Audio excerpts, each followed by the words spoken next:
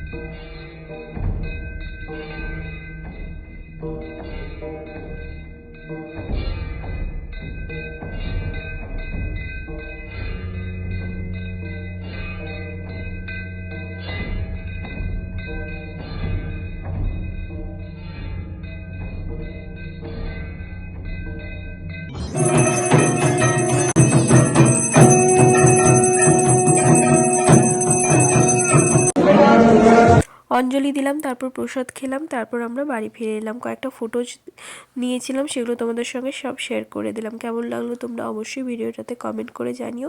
চলো নেক্সট ব্লগে দেখা হচ্ছে। চলো, বাই বাই।